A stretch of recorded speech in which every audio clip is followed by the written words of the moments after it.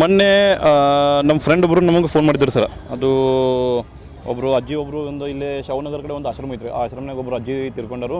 ಆಮೇಲೆ ಹಿಂದೆ ಮುಂದೆ ಯಾರೂ ಇಲ್ಲ. ಆಮೇಲೆ ಅವ್ರು ಮಣ್ಣು ಮಾಡಬೇಕಿತ್ತು, ಪರಿಸ್ಥಿತಿನೂ ಅಷ್ಟಿಲ್ಲ. ಆಮೇಲೆ ಮಣ್ಣು ಮಾಡೋರು ಯಾರೂ ಇಲ್ಲ ಅಂತ ಹೇಳಿ ಫೋನ್ ಹಚ್ಚಿದ್ರು. ಅವಾಗ ನಾವು ಆಶ್ರಮದವ್ರಿಗೆ ಸಂಪರ್ಕ ಮಾಡಿದ್ವಿ. ಆಶ್ರಮದವ್ರು ಏನಂದ್ರು, ನಾವಂತೂ ಮಣ್ಣು ಮಾಡುವಂಥದ್ದು ಏನಿಲ್ಲ, ಅವ್ರ ಫ್ಯಾಮಿಲಿದವ್ರಿಗೆ ನಾವು ಕರ್ಕೊಂಡು ಹೋಗಂತ ಹೇಳ್ತಿದ್ವಿ. ಅವ್ರು ಯಾರೂ ರೆಸ್ಪಾಂಡ್ ಮಾಡೋರು ಇಲ್ಲ. ಇಲ್ಲಿ ಮೊದಲು ನೀವು ಇಲ್ಲಿಂದ ಬಾಡಿ ಇಲ್ಲಿಂದ ತೊಗೊಂಡು ಹೋಗ್ರಿ ಅಂತ ಹೇಳಿ ಆಶ್ರಮದವರು ಹೇಳಿದ್ರು ಸರ್. ಇಲ್ಲಾಂದ್ರೆ ನಾವು ಬಾಡಿನ ತೆಗೆದು ಇಲ್ಲಿ ಹೊರಗಡೆ ಇಡ್ತೀವಿ, ನೀವು ಏನು ಮಾಡ್ತೀರಿ ಮಾಡಿರಿ ಅಂತ ಹೇಳಿ ಹಿಂಗೆ ಹೇಳಿದರು. ಅವ್ರು ಯಾರು ಅಂಜನಾ ದಾಮೋನಿ ಅಂತೇಳಿ ಯಾರು ಲೇಡೀಸ್ ಇದ್ದರು, ಅವ್ರ ತಮ್ಮ ಒಬ್ಬರು ನಮಗೆ ಕಾಂಟ್ಯಾಕ್ಟ್ ಮಾಡಿದ್ರು ಸರ್. ಅವ್ರ ತಮ್ಮ ಫೋನ್ ಮಾಡಿ ಆಮೇಲೆ ಹಿಂಗೆ ಆಗಿತ್ತು ಸರ್, ಹಿಂಗೆ ಅನ್ನಕತ್ತರು, ಹೆಂಗೆ ಮಾಡಿ ಅದನ್ನು ಒಂದು ನಮಗೆ ಅಂತ್ಯವಿಧಿ ಮುಗಿಸ್ಕೊಡ್ರಿ ಅಂತ ಹೇಳಿದಾಗ ನಾವು ಹೋದ್ವಿ ಸರ. ನಮ್ಮ ಆಮೇಲೆ ನಿಸಾರ್ ಅಹಮದ್ ಅಂತ ಹೇಳಿ ನಮ್ಮ ಮಹಾನಗರ ಪಾಲಿಕೆ ಒಬ್ಬರು ಡ್ರೈವರ್ ಇದ್ದಾರೆ ಸರ್. ಅವ್ರಿಗೆ ಏನಂತಲೇ ಅವರೊಂದು ಆ್ಯಂಬುಲೆನ್ಸ್ ತೊಗೊಂಡು ಹೋಗಿ ಅವರು ಬಾಡಿಯನ್ನು ಲಿಫ್ಟ್ ಮಾಡ್ಕೊಂಡು ಬರುವಂಥ ವ್ಯವಸ್ಥೆ ಮಾಡಿದ್ವಿ. ಅದ್ರ ಜೊತೆ ಸದಾಶಿವ ಸ್ಮಶಾನ ಒಳಗೂ ನಾವು ಕಡೆಗೆ ಇದ್ದದ್ದು ಎಲ್ಲ ವ್ಯವಸ್ಥೆ ಮಾಡ್ಕೊಂಡ್ವಿ ಸರ್. ನಮ್ಮ ಅಲ್ಲಿ ವ್ಯವಸ್ಥೆ ಮಾಡ್ಕೊಂಡಾಗ ಅಲ್ಲಿ ಅವ್ರ ತಮ್ಮ ಬಂದರು ಸರ್. ಅವ್ರ ತಮ್ಮ ಬಂದಮೇಲೆ ಅವಾಗ ನಮಗೆ ಮಾಹಿತಿ ಸಿಕ್ತು, ಆ ಹೆಣ್ಮಗಳಿಗೆ ಅಜ್ಜಿ ಏನಿದ್ರು ಅವ್ರಿಗೆ ಇಬ್ಬರು ಗಂಡು ಮಕ್ಕಳು ಇದ್ದರು. ಆಮೇಲೆ ಅವ್ರಿಗೆ ಹೇಳಿದಾಗ ಅವರು ರೆಸ್ಪಾಂಡ್ ಮಾಡಲಿಲ್ಲ. ಆಮೇಲೆ ನೀವು ಏನು ಏನು ಮಾಡ್ಕೊತೀರಿ ಮಾಡ್ಕೊರಿ, ನಾವು ಬರೋಂಗಿಲ್ಲ ಅಂತ ಹಿಂಗೆ ಏನೋ ಹೇಳಿದರು. ಯಾರು ಬರುವಾರು ಹಿಂಗೆ ಅಂತ ಹೇಳಿ ಅವರು ಹೇಳಿದರು ಸರ್. ಅವಾಗ ನಮಗೆ ಮನಸ್ಸಿಗೆ ಭಾಳ ನೋವು ಸರ್. ಯಾಕಂದ್ರೆ ಇಬ್ಬರು ಗಂಡು ಮಕ್ಕಳಿದ್ದಾಗ ಅಟ್ಲೀಸ್ಟ್ ಒಬ್ಬರೇ ಬಂದಿದ್ರು ಆ ಹೆಣ್ಮಗಳ ಆತ್ಮಕ್ಕೆ ನನ್ನ ಮಗ ಯಾರು ಬಂದರು.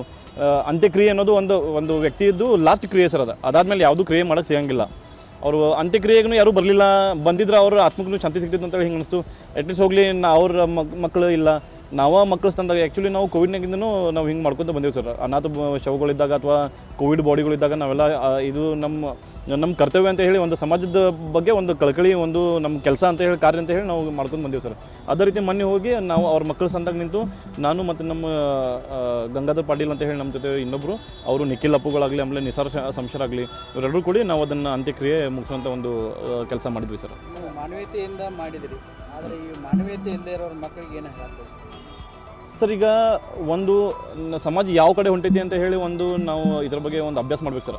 ಯಾಕಂದ್ರೆ ಮಾನವೀಯತೆ ಮುಂಚೆ ಯಾವ ಥರ ಇತ್ತು ಅಂದ್ರೆ, ಸಮಾಜದವರು ಎಲ್ಲರೂ ಯಾರಾದರೂ ಒಬ್ಬರು ತಿರ್ಕೊಂಡಾಗ ಅದು ಜಾತಿ ಧರ್ಮ ಭೇದ ಭಾವ ಇಲ್ಲದ ಎಲ್ಲರೂ ಬಂದ, ಭಾಷೆ ಭೇದ ಭಾವ ಇಲ್ಲದ ಎಲ್ಲರೂ ನಾವು ನಮ್ಮ ಜನ ಅಂತ ಹೇಳಿ ಬಂದು ಮಾಡುವಂಥ ಸಮಾಜ ಒಂದು ಕಡೆ ಇತ್ತು.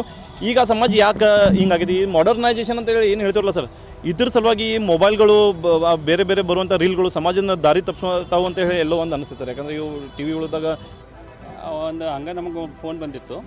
ಆ ಫೋನ್ ಹೇಳಿದ ಪ್ರಕಾರ ನಾವು ಸ್ಮಶಾನ ಭೂಮಿಗೊಂದು ನಿಸಾರ್ ಆ್ಯಂಬುಲೆನ್ಸ್ ತೊಗೊಂಡು ಹೋಗಿ ಬಾಡಿನ ತೊಗೊಂಡು ಬಂದ. ಅವ್ರಿಗೆ ಯಾರೂ ಇಲ್ಲ ಅಂತ ಹೇಳಿದ್ರು ನಮಗೆ ಮೊದಲು. ಅಲ್ಲಿ ಸ್ಮಶಾನ ಭೂಮಿಗೆ ಬಂದಾಗ ತಿಳಿತು ಅವ್ರಿಗೆ ಇಬ್ಬರು ಗಂಡು ಮಕ್ಕಳು ಇದ್ದಾರಂತ. ಅವಾಗ ನಾವು ಅವ್ರಿಗೂ ಕರೆದು, ಅವರು ಸ್ವಲ್ಪ ಬರಲಿಲ್ಲ, ನೀವು ಮಾಡ್ಕೋರಿ ಅಂದರು.